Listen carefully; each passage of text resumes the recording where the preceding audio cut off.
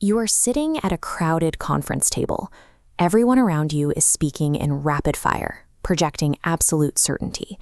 And as you listen, you feel a sinking, isolating sensation that you are entirely lost. Clinical psychologists identify this persistent internal feeling of fragilance as imposter syndrome. Our professional culture often rewards the immediate signal of certainty as the primary proof of competence. For many women, this creates a high-stakes environment where the natural hesitation of a deep thinker is frequently misidentified as a lack of ability. But we should look closer at that assumption.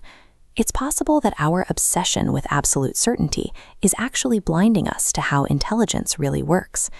Experiencing a simultaneous mix of deep intelligence and total confusion is a predictable outcome of high-level analytical thinking. It isn't a failure of the system, it is the system. A person delivering a quick, firm answer looks effortless on the outside. Meanwhile, a deliberate thinker experiences a heavy, chaotic internal process. Human biology is designed to conserve energy. Our brains are hardwired to minimize metabolic output by immediately accepting the simplest, most obvious answer available. Rejecting that simple answer requires a massive spike in cognitive energy. You experience this energy expenditure physically, manifesting as a sensation of mental friction. This friction acts as a sophisticated evolutionary filter, specifically designed to block out weak assumptions and bad data before you act on them.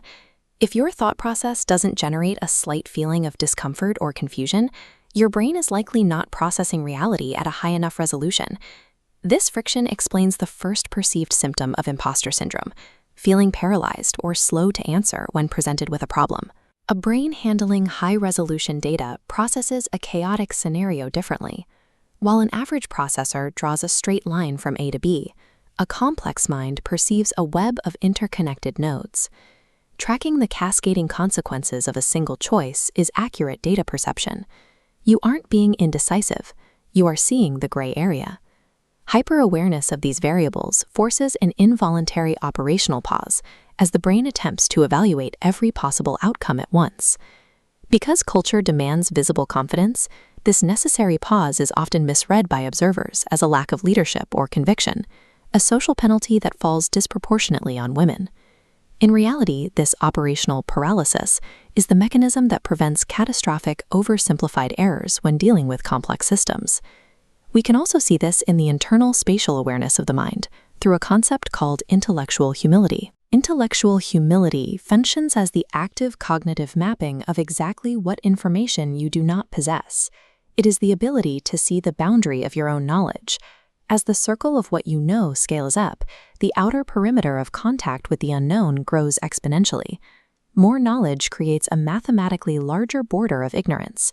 Highly intelligent people are simply more aware of this massive outer boundary constantly pressing in on them. Feeling overwhelmed by the sheer volume of what you do not know is a diagnostic indicator that your mental map of reality is expanding. Finally, we have the most exhausting symptom, the agonizing habit of second-guessing your own ideas before you share them. This habit is driven by a psychological framework called active self-correction. Before a thought is finalized, the brain runs aggressive background checks to hunt down its own cognitive biases and blind spots. This rigorous internal quality control takes a heavy emotional toll. It physically mimics the same anxiety you feel when you think you are unqualified. Objective accuracy requires the brain to act as its harshest critic. Self-doubt is a structural requirement for finding the truth. The scientific evidence suggests a complete reevaluation. The sensation of confusion scales directly with increased processing power. We risk rewarding those who are simply loud and unearned in their certainty, while the most capable minds are pressured to hide their deliberate, multivariable analysis. The next time you feel a wave of imposter syndrome, you can interpret the sensation as hard evidence of your own high-capacity cognitive functioning.